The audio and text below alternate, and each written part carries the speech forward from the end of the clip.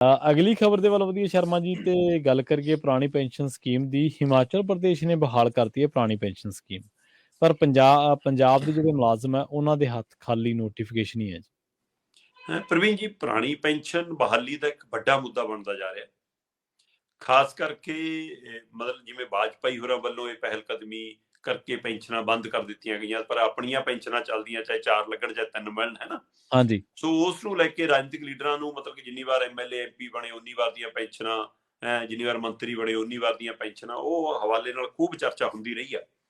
ਪਰ ਇੱਧਰ ਮੁਲਾਜ਼ਮਾਂ ਦੀਆਂ ਜਿਹੜੀਆਂ ਮਤਲਬ ਕਿ ਬੁਢਾਪਾ ਕੱਟਣ ਲਈ ਬੇਸ਼ੱਕ ਇਸ ਗੱਲ ਨੂੰ ਲੈ ਕੇ ਚਰਚਾ ਅਕਸਰ ਹੁੰਦੀ ਹੈ ਕਿ ਇਸ ਦਾ ਦਾਇਰਾ ਕਿੱਡਾ ਬੜਾ ਹੋਣਾ ਚਾਹੀਦਾ। ਇੱਕ ਰਿਟਾਇਰਡ ਬੰਦੇ ਦੀ ਪੈਨਸ਼ਨ 5-5 ਲੱਖ ਵੀ ਆ, ਤੇ ਨਵੀਂ ਭਰਤੀ ਵਾਲੇ ਮੁੰਡਿਆਂ ਨੂੰ 20,000 ਵੀ ਨਹੀਂ ਮਿਲਦਾ, ਜਿਹਦੇ ਮੂਹਰੇ ਸਾਰੀ ਜ਼ਿੰਦਗੀ ਪਈ ਆ ਜੀ। ਤੇ ਇਸ ਨੂੰ ਲੈ ਕੇ ਤਾਂ, ਅਨੁਪਾਤ ਨੂੰ ਲੈ ਕੇ ਤਾਂ ਚਰਚਾ ਹੁੰਦੀ ਆ।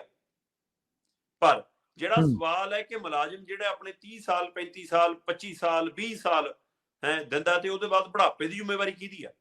ਉਹ ਸਰਕਾਰਾਂ ਦੀ ਜ਼ਿੰਮੇਵਾਰੀ। ਇਸ ਲਈ ਇਹ ਪੁਰਾਣੀ ਪੈਨਸ਼ਨ ਬਹਾਲੀ ਦਾ ਮੁੱਦਾ ਵੱਡਾ ਮੁੱਦਾ ਬਣਿਆ ਜੀ। ਮੁਲਾਜ਼ਮਾਂ ਵੱਲੋਂ ਇਹ ਮੁੱਖ ਮੰਗ ਬਣੀ, ਤੇ ਜਿਸ ਨੂੰ ਰਾਜਨੀਤਿਕ ਧਿਰਾਂ ਨੇ ਫਿਰ ਕੈਸ਼ ਕਰਨਾ ਸ਼ੁਰੂ ਕੀਤਾ। ਖਾਸ ਕਰ ਕਾਂਗਰਸ ਨੇ ਇਸ ਨੂੰ ਆਪਣਾ ਹਥਿਆਰ ਬਣਾਇਆ ਵਾਪਸੀ ਦਾ, ਕਿਉਂਕਿ ਹੁਣ ਜੇਕਰ ਹਿਮਾਚਲ ਦੀ ਸਰਕਾਰ ਨੇ ਫੈਸਲਾ ਲਿਆ, ਪਹਿਲੀ ਉਹ ਕੈਬਨਿਟ ਦੇ ਵਿੱਚ ਇਹ ਫੈਸਲਾ ਲਿਆ ਕਿ ਅਸੀਂ ਲੋਹੜੀ ਦਾ ਤੋਹਫਾ ਦਿੰਨੇ ਆ, ਕਿਆ ਚੱਕੋ ਜੀ ਪੁਰਾਣੀ ਪੈਨਸ਼ਨ ਬਹਾਲ ਦਾ।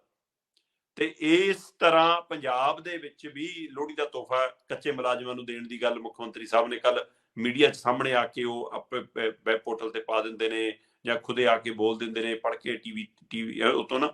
ਤੇ ਇਸ ਲਈ ਉਸ ਹਵਾਲੇ ਨਾਲ ਉਹਦਾ ਵੀ ਸੁਣਾਇਆ ਕਿ 6,000 ਦੇ ਕਰੀਬ ਜਿਹੜੇ ਕੱਚੇ ਮੁਲਾਜ਼ਮ ਨੇ ਸੀ ਉਹਨੂੰ ਪੱਕੇ ਕਰਨ ਜਾਣੇ ਆ। ਇਹਦੇ ਵਿੱਚ ਮੰਡੀ ਬੋਰਡ ਵਾਲੇ ਵੀ, ਹੋਰ ਬੋਰਡਾਂ ਵਾਲੇ ਵੀ, ਕਾਰਪੋਰੇਟ ਬੋਰਡਾਂ ਵਾਲੇ ਵੀ, ਉਹ ਵੀ ਸਾਰੇ ਉਹਦੇ ਵਿੱਚ ਗਿਣੇ ਜਾਣਗੇ। ਸੋ ਬਸ ਇਸ ਨੁਕਤੇ ਤੇ ਕੰਮ ਚੱਲ ਰਿਹਾ ਕਿ ਹਾਂ ਕੋਈ ਬਾਅਦ ਚੋਂ ਕਾਨੂੰਨੀ ਅੜਚਣ ਨਾ ਆਵੇ। ਔਰ ਇਸ ਗੱਲ ਲੈ ਕੇ ਆਪਾਂ ਵੀ ਲੰਬੇ ਸਮੇਂ ਤੋਂ ਗੱਲ ਕਰਦੇ ਰਹੇ ਕਿ ਵੱਖੋ ਵੱਖ ਵਿਭਾਗਾਂ ਦੀਆਂ ਕਾਨੂੰਨੀ ਅੜਚਣਾਂ ਦੂਰ ਕਰਨਾ ਸਰਕਾਰ ਲਈ ਵੱਡੀ ਚੁਣੌਤੀ ਹੈ। ਸੋ ਪੰਜਾਬ ਸਰਕਾਰ ਨੇ ਕੱਲ ਲੋਹੜੀ ਦਾ ਤੋਹਫਾ ਇਹ ਕਹਿ ਕੇ ਦਿੱਤਾ ਕਿ ਅਸੀਂ ਜੀ ਕੱਚੇ ਮੁਲਾਜ਼ਮਾਂ ਨੂੰ ਪੱਕੇ ਹੋਣ ਦਾ ਤੋਹਫਾ ਦਿੰਦੇ ਹਾਂ, ਔਰ ਹਿਮਾਚਲ ਨੇ ਇਹ ਕਹਿ ਕੇ ਦਿੱਤਾ ਕਿ ਜੀ ਅਸੀਂ ਇਹ ਮਤਲਬ ਕਿ ਮੁਲਾਜ਼ਮਾਂ ਦੀ ਪੁਰਾਣੀ ਪੈਨਸ਼ਨ ਬਹਾਲ ਕਰਨ ਜਾ ਰਹੇ ਹਾਂ। ਸੋ ਪੈਨਸ਼ਨ ਬਹਾਲੀ ਦਾ ਉਹਨਾਂ ਨੇ, ਤੇ ਇਹ ਹਿਮਾਚਲ ਦੇ ਇਸ ਐਲਾਨ ਦੇ ਨਾਲ 4 ਸੂਬੇ, ਚੌਥਾ ਸੂਬਾ ਬਣ ਗਿਆ ਹਿਮਾਚਲ ਜੀ। ਨਹੀਂ, ਇਹ 5ਵਾਂ ਬਣਨਾ ਸੀ।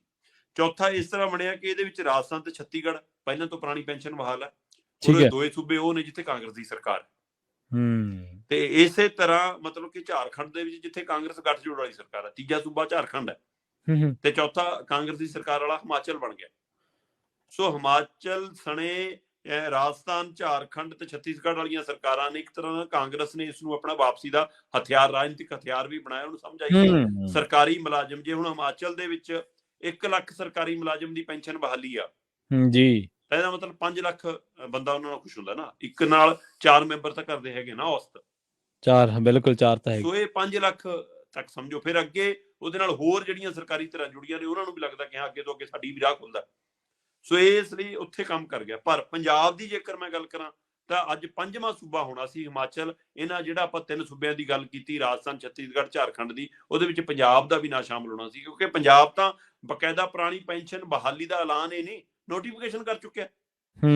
ਜੀ 18 ਨਵੰਬਰ ਨੂੰ ਸਰਕਾਰੀ ਮੁਲਾਜ਼ਮਾਂ ਦੇ ਲਈ ਪੁਰਾਣੀ ਪੈਨਸ਼ਨ ਬਹਾਲੀ ਸਕੀਮ ਦਾ ਮਤਲਬ ਕਿ ਨੋਟੀਫਿਕੇਸ਼ਨ ਜਾਰੀ ਹੁੰਦਾ। ਮੁੱਖ ਮੰਤਰੀ ਭਗਵੰਤ ਮਾਨ ਜੀ 18 ਨਵੰਬਰ 2022 ਨੂੰ ਇਹ ਨੋਟੀਫਿਕੇਸ਼ਨ ਜਾਰੀ ਕਰ ਦੇਣਗੇ ਪੰਜਾਬ ਦੇ ਵਿੱਚ ਪੁਰਾਣੀ ਪੈਨਸ਼ਨ ਬਹਾਲੀ। ਤੇ ਨਵੰਬਰ ਤੋਂ ਬਾਅਦ ਦਸੰਬਰ ਲੰਘ ਗਿਆ, ਜਨਵਰੀ ਲੰਘ ਗਿਆ, 2 ਮਹੀਨੇ ਹੋ ਗਏ, ਤੇ 2 ਮਹੀਨਿਆਂ ਦੇ ਵਿੱਚ ਅਜੇ ਤੱਕ ਪੈਨਸ਼ਨ ਬਹਾਲ ਨਹੀਂ ਹੋਈ। ਅਜੇ ਤੱਕ ਪੈਸੇ ਨਹੀਂ ਆ ਸਕੇ ਲੋਕਾਂ ਦੇ। 16,746 ਕਰੋੜ ਰੁਪਈਏ ਮਤਲਬ ਇਸ ਸਕੀਮ ਤਹਿਤ ਮਿਲਣੇ ਨੇ, ਤੇ ਉਹਦੇ ਹਵਾਲੇ ਨਾਲ ਮਤਲਬ ਕਿ ਕੇਂਦਰ ਤੋਂ ਮੰਗੇ ਜਾਂਦੇ ਨੇ, ਤਾਂ ਕੇਂਦਰ ਕਹਿੰਦਾ ਨਹੀਂ ਜੀ ਅਸੀਂ ਏਦਾਂ ਨਹੀਂ ਜਾਰੀ ਕਰ ਸਕਦੇ ਜੀ, ਤੁਸੀਂ ਜੀ ਇੰਡੀਵਿਜੂਅਲ ਆਓਗੇ ਤਾਂ ਇੰਡੀਵਿਜੂਅਲ ਕਿਸੇ ਦੀ ਸ਼ਿਕਾਇਤ ਆਊਗੀ ਫਿਰ ਅਸੀਂ ਦੇਖਾਂਗੇ। ਸੋ ਸਾਡੇ ਇੱਥੇ 2.25 ਕਰੋੜ ਦੇ ਕਰੀਬ ਮੁਲਾਜ਼ਮ ਬਣਦਾ ਜੀ, ਜਿਹਨੂੰ ਇਹਦਾ ਲਾਹਾ ਮਿਲਣਾ। ਤੇ ਪਰ ਇੱਥੇ ਨੋਟੀਫਿਕੇਸ਼ਨ ਇਹ ਪਈ ਆ, ਤੇ ਜਿਹੜੀਆਂ ਮੁਲਾਜ਼ਮ ਜਥੇਬੰਦੀਆਂ ਨੇ ਉਹ ਕਹਿੰਦੀਆਂ ਜੀ ਨੋਟੀਫਿਕੇਸ਼ਨ ਨੀਗਾ ਜੀ, ਹੁਣ ਇਹ ਤਾਂ ਸਾਨੂੰ ਲਿਖਤੀ ਭਰੋਸਾ ਬਸ ਸਾਬਤ ਹੋ ਗਿਆ ਕਿ ਅਸੀਂ ਚਿੱਠੀ ਲੈ ਕੇ ਫਿਰੀ ਜਾਈਏ। ਠੀਕ ਹੈ। ਸੋ ਸਾਡੇ ਲਈ ਤਾਂ ਲਿਖਤੀ ਭਰੋਸਾ ਕਿ ਹਾਂ ਕਿਹਾ ਬਾਈ ਤੁਹਾਡੇ ਲਈ ਪੁਰਾਣੀ ਪੈਨਸ਼ਨ ਬਹਾਲ। ਸੋ ਇਸ ਲਈ ਇਹ ਮਤਲਬ ਕਿ ਆਮ ਆਦਮੀ ਪਾਰਟੀ ਨੂੰ ਇਸ ਨੁਕਤੇ ਤੋਂ ਵਿਚਾਰਨਾ ਪੈਣਾ ਕਿ ਕਿਤੇ ਸਾਡੇ ਹੀ ਲਏ ਫੈਸਲੇ, ਲੋਕ ਪੱਖੀ ਫੈਸਲੇ ਸਾਡੇ ਉਲਟ ਨਾ ਖੜੇ ਹੋ ਜਾਣ। ਇਹਦੇ ਉੱਤੇ ਗੌਰ ਕਰਨ ਦੀ ਲੋੜ ਹੁੰਦੀ ਹੈ। ਜਦੋਂ ਤੁਸੀਂ ਨੋਟੀਫਿਕੇਸ਼ਨ ਕਰ ਰਹੇ ਹੋ ਇਹਦਾ ਮਤਲਬ ਤੱਤ ਤੁਸੀਂ ਦੇਣੀ ਹੈ ਨਾ, ਪਰ ਤੁਸੀਂ ਦੇ ਪਾ ਨਹੀਂ ਰਹੇ ਜੀ। ਤੇ ਹੁਣ ਤੁਸੀਂ ਇਹ ਕਹਿ ਕੇ ਕੇਂਦਰ ਕਹਿੰਦੀ ਪੈਸਾ ਬਕਾਇਆ ਖੜਾ ਜੀ, ਸਾਡੇ ਬਾਕੀ ਫੰਡ ਆਉਣੇ ਆ ਜੀ, ਉਹ ਆਉਣੇ ਆ ਜੀ, ਉਹਦੇ ਹਵਾਲੇ ਨਾਲ ਬਚ ਨਹੀਂ ਸਕਦੇ।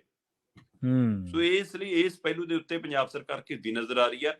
ਤੇ ਬੇਸ਼ੱਕ ਉਹਨੇ ਕੱਲ ਕੱਚੇ ਮੁਲਾਜ਼ਮ ਨੂੰ ਪੱਕੇ ਕਰਨ ਦੇ ਹਵਾਲੇ ਨਾਲ ਆਪਣਾ ਕੁਝ ਸਾਹ ਸੁਖਾਲਾ ਲੈਣ ਦੀ ਕੋਸ਼ਿਸ਼ ਜ਼ਰੂਰ ਕੀਤੀ ਆ, ਪਰ ਆ ਪੁਰਾਣੀ ਪੈਨਸ਼ਨ ਬਹਾਲੀ ਦਾ ਹਿਮਾਚਲ ਵੱਲੋਂ ਆਏ ਫਰਮਾਨ ਤੋਂ ਬਾਅਦ ਪੰਜਾਬ 'ਚ ਮੁੱਦਾ ਵੱਡਾ ਬਣੇਗਾ। ਜੀ, ਤੁਸੀਂ ਨਾ ਵਿੱਚ ਉਹ ਜ਼ਿਕਰ ਕੀਤਾ ਸੀਗਾ ਕਿ ਕਈ ਵਾਰੀ ਵੇਖ ਕੇ ਪੜ੍ਹ ਲੈਂਦੇ ਆ ਮੁੱਖ ਮੰਤਰੀ ਸਾਹਿਬ, ਵੈਸੇ ਟੈਲੀਪ੍ਰੋਂਪਟਰ ਤੋਂ। ਵੈਸੇ ਮੂੰਹ ਜ਼ਬਾਨੀ ਬੋਲਣ ਦੀ ਆਦਤ ਪਾ ਲੈਣੀ ਚਾਹੀਦੀ, ਕਿਉਂਕਿ ਇੱਕ ਵਾਰੀ ਪ੍ਰਧਾਨ ਮੰਤਰੀ ਸਾਹਿਬ ਦਾ ਟੈਲੀਪ੍ਰੋਂਪਟਰ ਬੰਦ ਹੋ ਗਿਆ ਸੀ, ਹਾਂ ਯਾਦ ਹੋਣਾ ਬਿਲਕੁਲ ਤੁਹਾਨੂੰ। ਬਿਲਕੁਲ ਬਿਲਕੁਲ।